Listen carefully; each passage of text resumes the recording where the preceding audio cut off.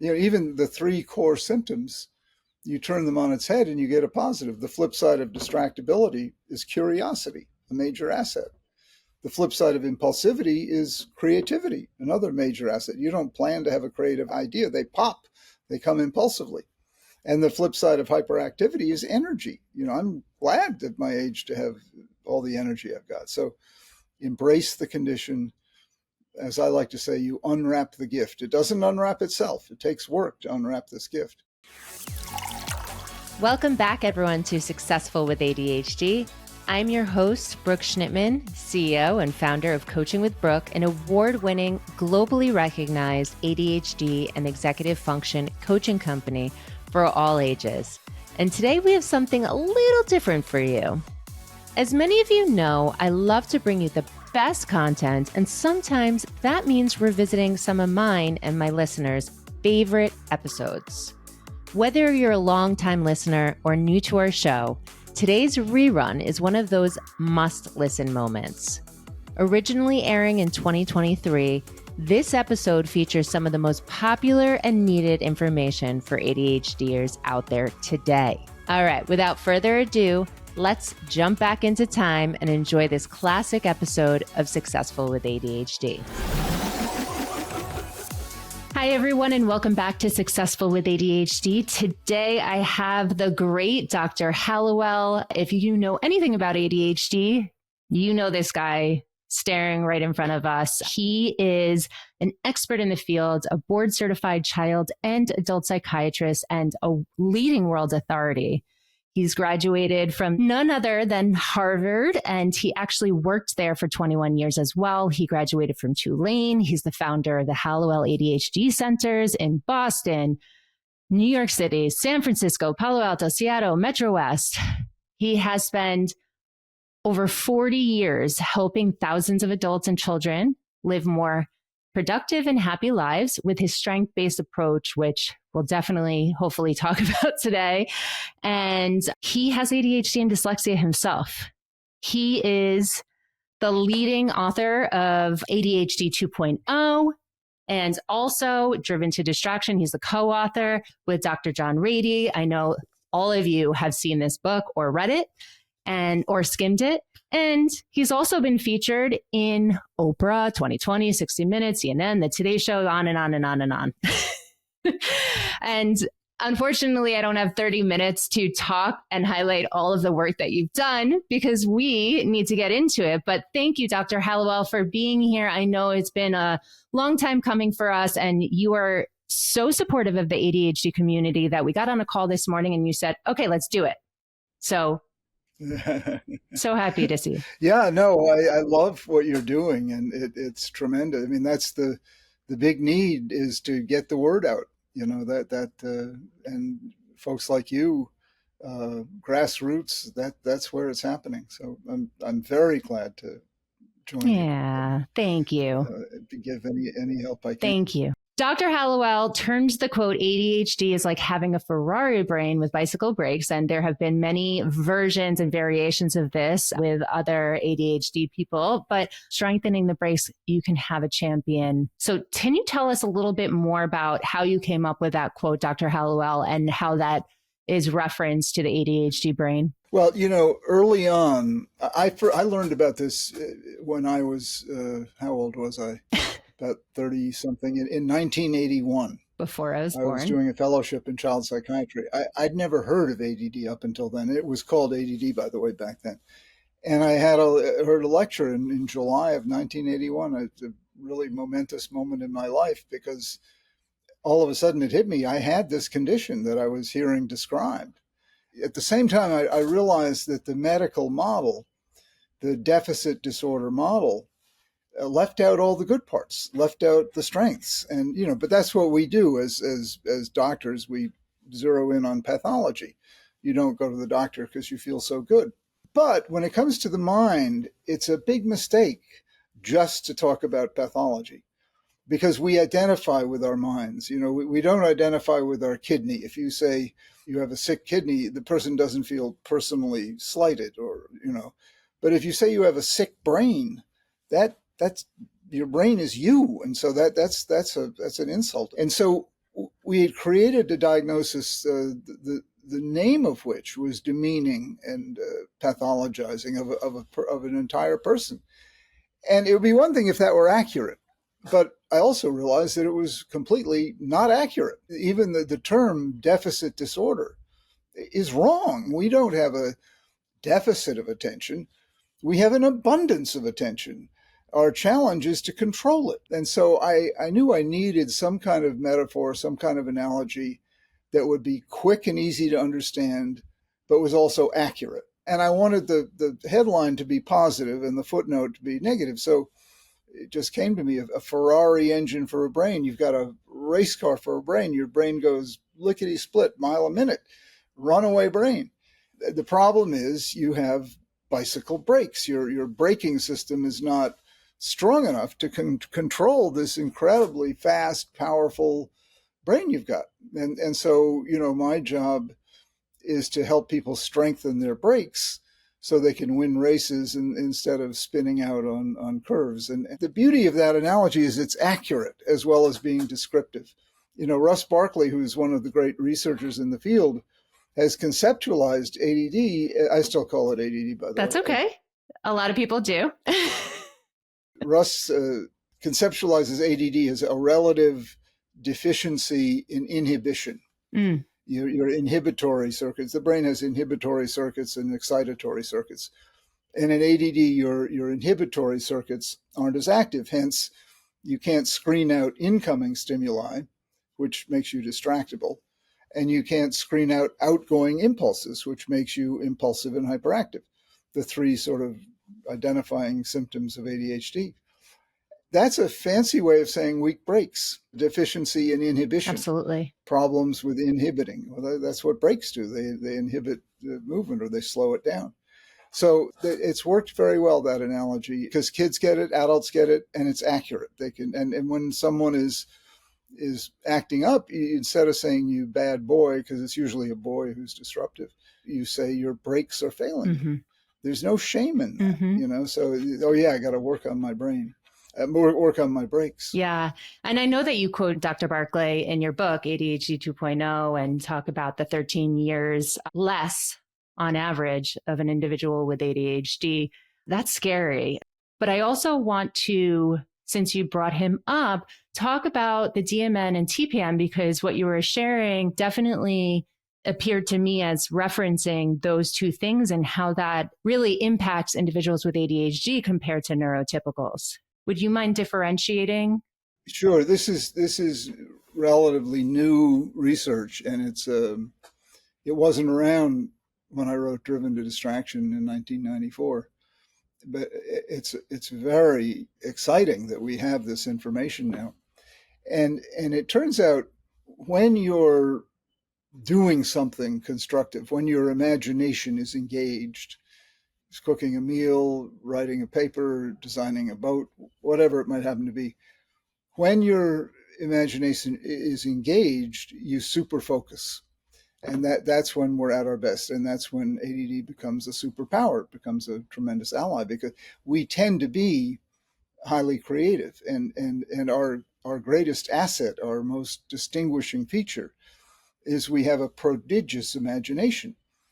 We're often not aware of it because we've always had it and we take it for granted. But most people with ADD are extremely imaginative. Yes. So when you're using your imagination, when it's engaged, then 3 different regions of your brain light up, and at 4 different regions. In aggregate, that's called the task positive network. You're positively engaged in performing a task, and you focus really well. But when the task comes to an end, the old thinking was the brain sort of takes a rest. That's not true at all. In fact, the brain uses more oxygen when it's not in the TPN than when it's in the TPN, interestingly enough. So what lights up instead when the task positive network shuts down is what's called the default mode network, the DMN, which I call the demon, because DMN sounds like demon, but it's a perfect word for it.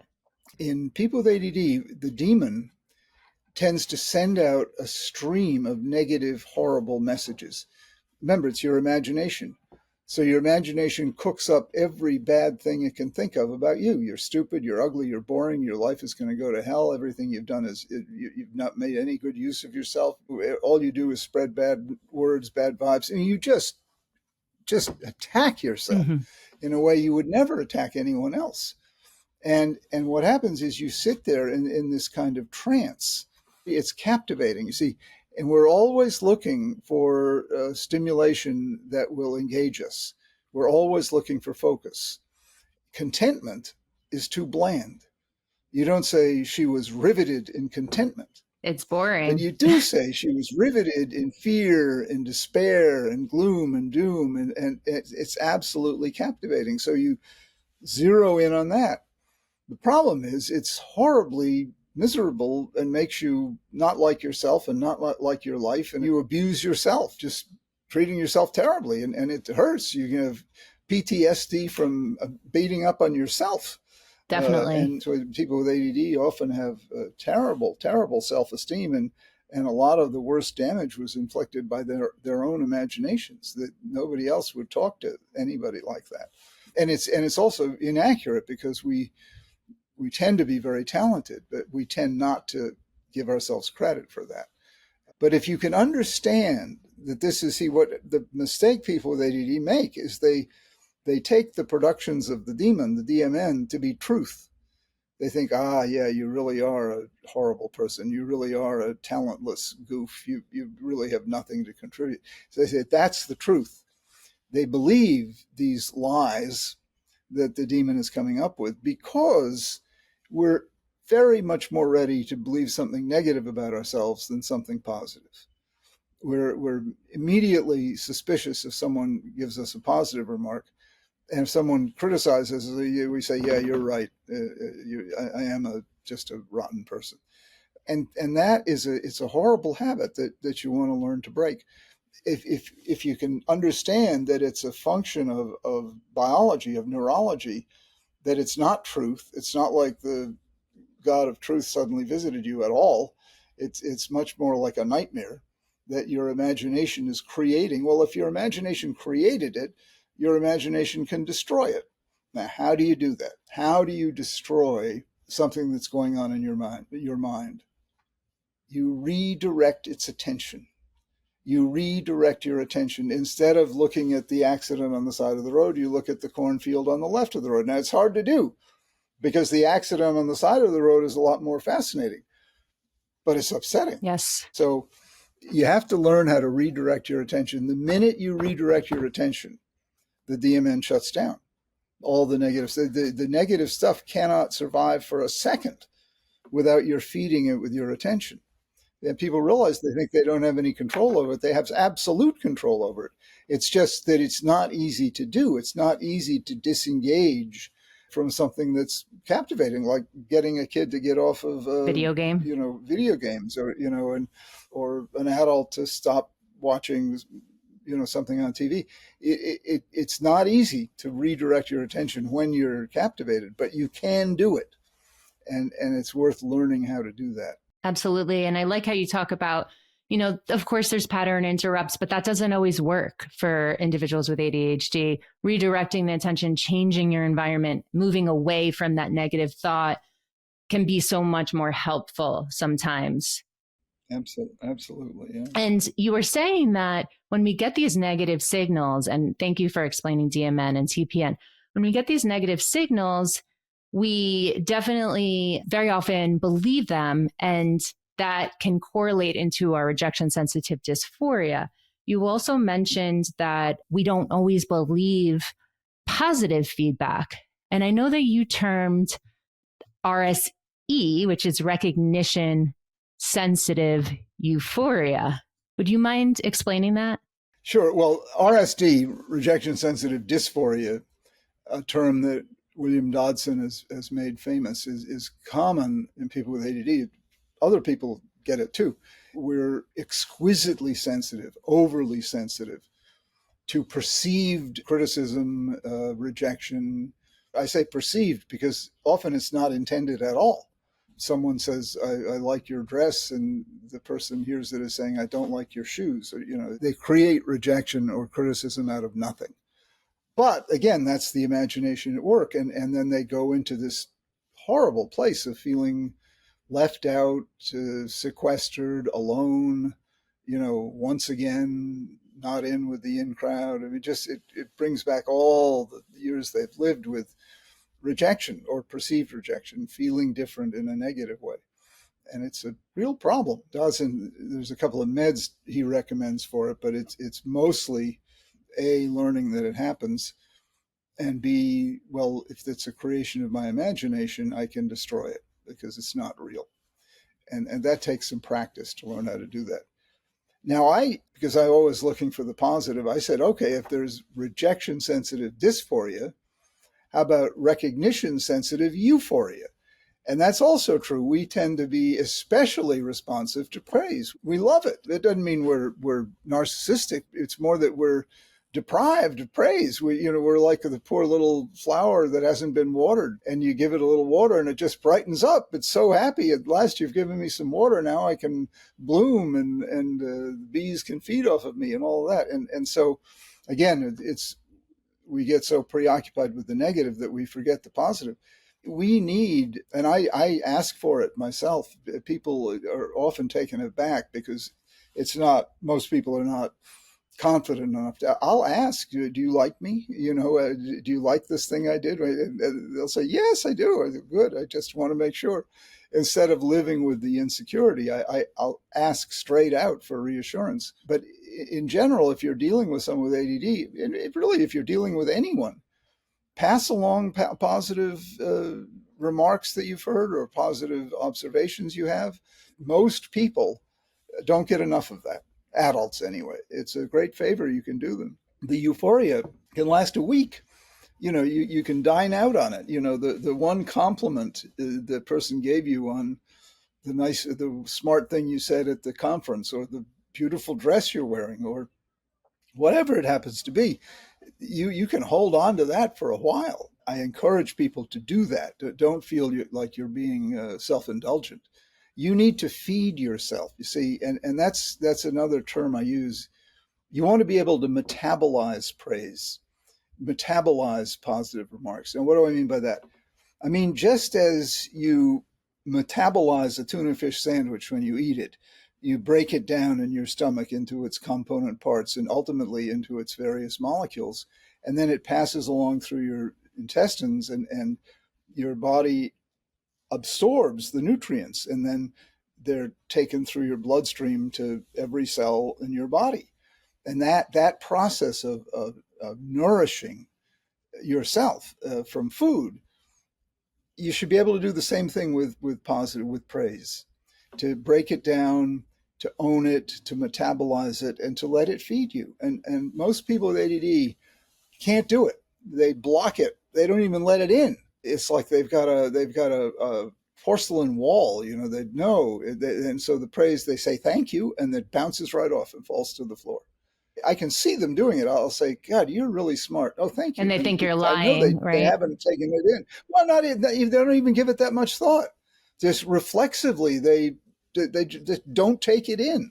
They don't consider it.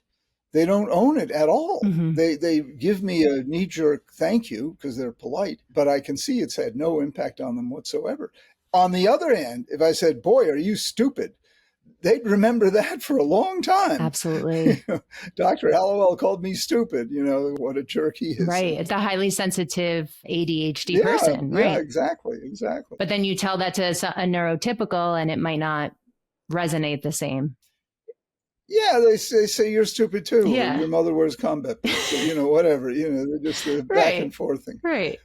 Men, particularly, our way of being friendly is to insult one another.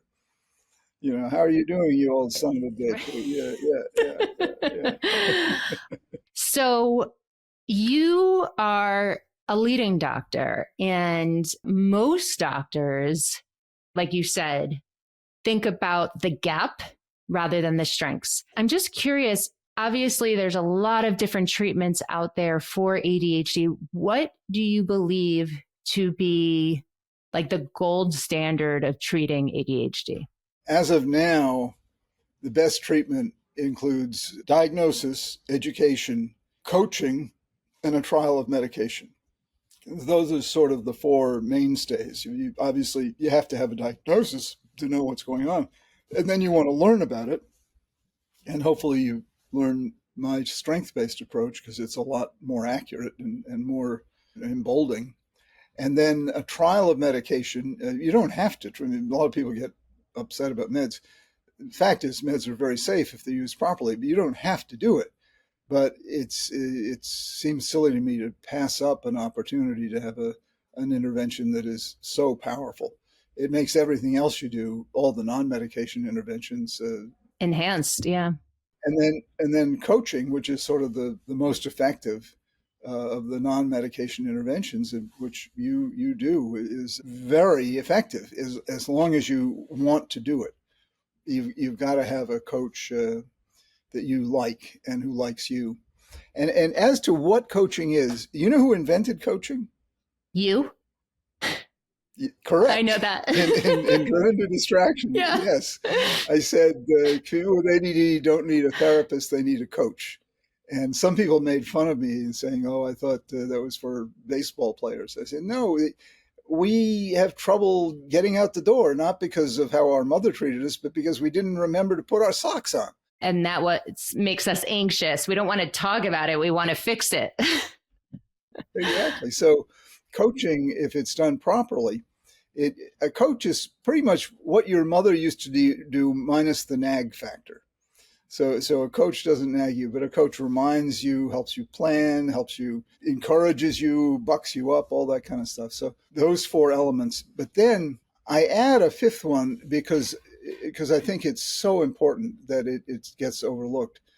And it's one that I'm really focusing on a lot these days, is find a creative outlet. Most of us with ADD are creative. If we haven't found where we're creative, you should look for it, because once you find it, it makes you sing. It's like discovering your violin. You have to still learn how to play it. It's not easy. It doesn't play itself, but at least you know that's the instrument I should be playing. I found my violin, and then you can spend the rest of your life trying to make music with it. My violin is writing, and I'm still trying to, I still do it, and it's still less than perfect, and I'm still trying to make it good. But I'm drawn to that. But so find what you're, and then and this is sort of a corollary to that statement. One of the most crippling problems in the world of ADD relates to self-esteem, confidence, and motivation. And I'm in the process right now of writing a book on how to develop confidence, self-esteem, and motivation. Me too. Maybe we can collaborate. Oh, really? Yes. The manuscript's done. Yeah, that's so cool. Yeah, the most reliable way to build confidence, motivation, and self-esteem is to make progress at some task that's challenging, that matters to you. It has to be challenging, and God knows writing is challenging in my own case. And it has to matter to you. And writing matters a lot to me. And then you have to make progress at it. So, and that's, by the way, why you need a coach often to help you make progress. If you make no progress, that breaks your self-esteem, that reduces your confidence, and it reduces your motivation. So, and it negatively feeds you. It's a vulnerable moment, but so you want to take care to make sure you do make progress. But if you do make progress at whatever this activity might happen to be, guaranteed your self-esteem will increase, your confidence will increase, your motivation will increase. And that's just a wonderful feeling. I like that. And also with your strength-based model, if you know what you are naturally good at, then you can make more progress in that and focus on your strengths and feel better. Oh, and that's another thing. Don't spend, by the time you turn a certain age, young adulthood, it's time to stop trying to get good at what you're bad at and do what you're good at.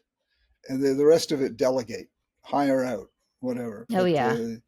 Don't spend your whole adult life trying to get good at what you're bad at. What is your book that you're writing? Yeah, sure. So I talk about the ADHD disruption, the 10 disruptors. So we go from underwhelmed to overwhelmed and everything in between. So when we're underwhelmed, we're constantly seeking dopamine. So then we get an exciting new idea. We get dopamine, we hyperfocus. From hyperfocus, then we burn out. because sometimes we can't manage the hyperfocus. And then we feed that rejection-sensitive dysphoria, the negative thoughts, and we shut down and they get overwhelmed. So it's a cycle.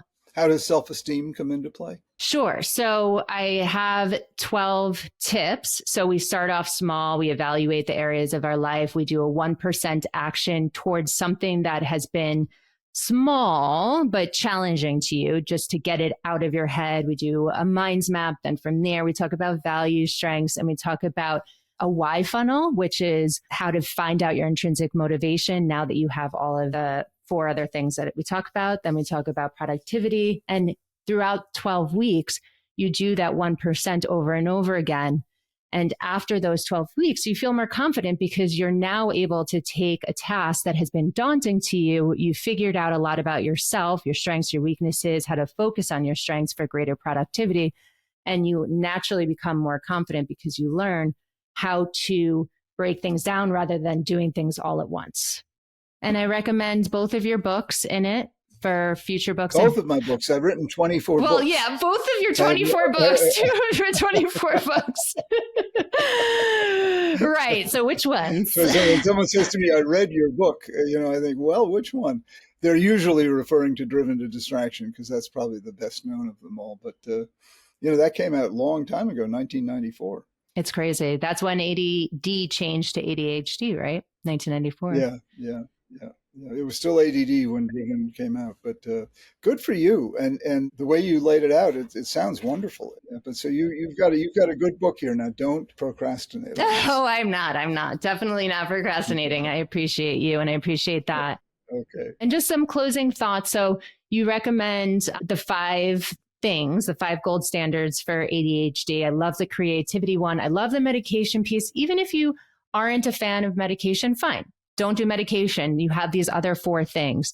But with coaching, I know you said you have to have someone who likes you and you like them. And I think that's huge because a lot of people will go take a look at the name and look at the letters or see someone on social media and say, okay, they look good. Let me go with them. Or they are a lot of money. They must be really good. How do you, with the barrier to entry being so low at this point with ADHD coaching, how do you determine what or who is the best ADHD coach for someone interviewing? Well, the click is the most important thing. If you sit down with this person and say, boy, I really trust her and I'll let her boss me around and I'll let her, because giving yourself over to a coach is you're making yourself very vulnerable if you want to do it properly and get something out of it. And so, am I willing to, have this person come into the intimate entrails of my life, all the things that I confuse and mess up. And do I feel comfortable with her? That's the most important. Then the next most important, you want to ask, what experience do you have? If you're the first person they're coaching, you might say, well, I'd rather see someone has a little bit more experience than that. But after all, everyone has to start somewhere. And if you really like the person and they understand what coaching is, go with that person. Liking the person is the most important. Experience is the next most important. What degree they have is irrelevant, and energy really matters. They can't be too self-centered because they've got to make you the center of attention. So are they able to do that? And when you meet with them, do they ask about you, or is it just they're talking about themselves? I appreciate that from the guru who invented ADHD coaching. His mouth to God's ears. Well, why I came up with the idea, and then I moved on to other things. Why I didn't pursue it is I think coaching is so boring. the doing of the coaching. I really admire you coaches for being able to hang in there and do it, because so that's why I just said, okay, I've thought of it. I know it's helpful, but I don't want to do it. Hey, you figured out your strengths and your interests and your passions. Exactly. I would be a very bad coach. Aw, well, you're a great doctor. So how can people get in touch with you if they want to get treated for ADHD around the country, around the world? Sure, but my website is drhallowell.com. And, I have offices in Boston, New York, Palo Alto, and Seattle. But my books contain most of what I know. So between my books and my website, you can get a lot of information. And I know you have really good TikToks. Oh yeah, I've got TikToks. Yes. The most important thing is to embrace it. Don't be afraid of it. Don't think of it as deficiency. That deficit disorder is a terrible term. Even the three core symptoms, you turn them on its head and you get a positive. The flip side of distractibility is curiosity, a Mm-hmm. major asset. The flip side of impulsivity is creativity, another major asset. You don't plan to have a creative idea. They pop, they come impulsively. And the flip side of hyperactivity is energy. I'm glad at my age to have all the energy I've got. So embrace the condition.